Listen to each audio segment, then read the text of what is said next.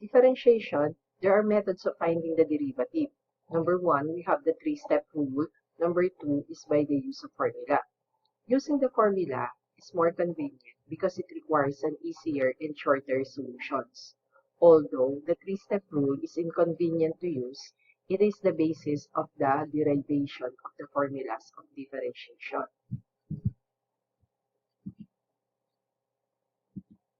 Example, find the derivative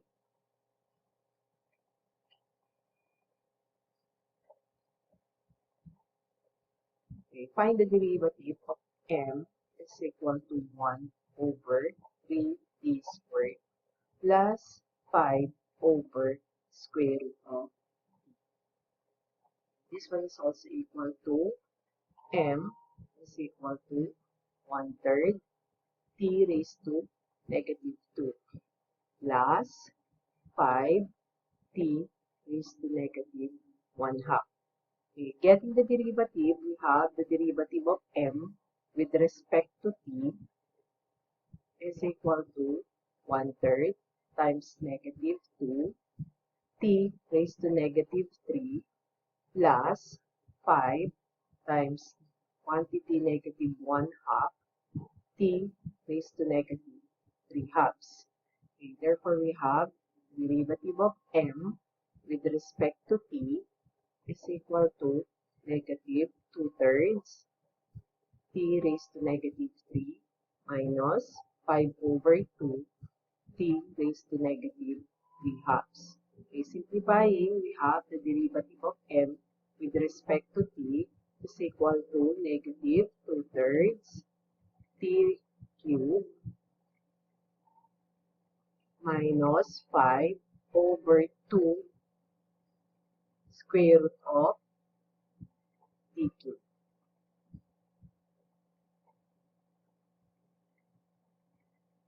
Okay, for number 2, example, find the derivative. S is equal to 7 over 3 t raised to the third power minus 5/2 t squared minus 4t plus 2. We have the derivative of s with respect to t is equal to 7 over 3 times 3 t squared minus 5 over 2 times 2 t minus 4.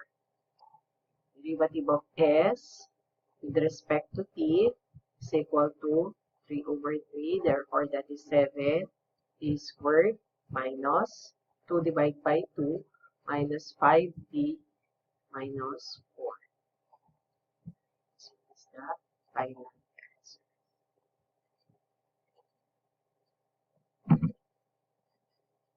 Next, find the derivative. Y is equal to x times 4 minus 3x squared raised to 1/2. Okay. Finding the derivative, we have derivative of y with respect to x, or that is also equal to y prime, equal to, using the formula for the product, we have x. Okay, the formula under this, you're going to use UV. Therefore, that is equal to u dv plus v du, or v du plus u dv. Therefore, we have your u is x, and the derivative of this one is, of your v is 1/2 times 4 minus 3x squared raised to negative 1/2. And then the derivative of your negative 3x squared is negative 6x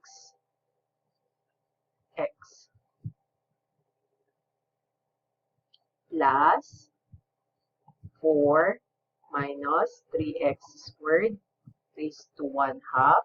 And then the derivative is 1. Simplifying, we have y prime is equal to negative 6x squared over 2 times 4 minus 3x squared raised to negative 1 half plus 4 minus 3x squared raised to 1 half. Okay, simplifying, we have y prime is equal to negative 3x squared over 4 minus 3x squared raised to 1 half.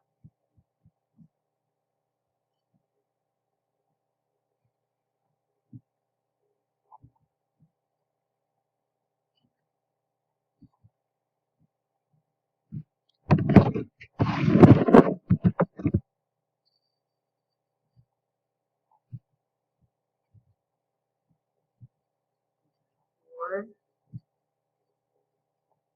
raised to 1 half 3x squared 4 minus 3x squared raised to 1 half plus 4 minus 3x squared raised to 1 half. Okay, the LCD here, we have y prime is equal to LCD is 4 minus 3x squared raised to 1 half negative 4 minus 3x squared raised to 1 half divided by 4 minus 3x squared 1 half is 1 times negative 3x squared is negative 3x squared. 4 minus 3x squared raised to 1 half divided by 1 times 4 minus 3x squared raised to 1 half is 4 minus 3x squared. Therefore, we have equal to negative is equal to negative 3x squared plus 4. Okay, remove your parentheses minus 3x squared over square root of 4 minus 3x squared. Simplifying, your y prime now is equal to 4 minus 6x squared over square root of 4 minus 3x squared. So that's the final.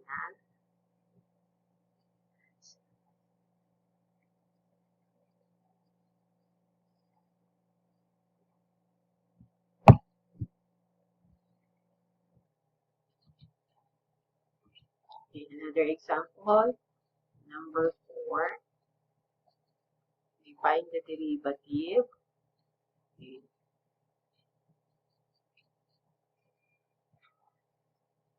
We have W is equal to m squared plus 2 over 3 minus m squared. Okay, finding the derivative, we have the derivative of W with respect to m is equal to, using the formula under the quotient, you have u over b, that is equal to b du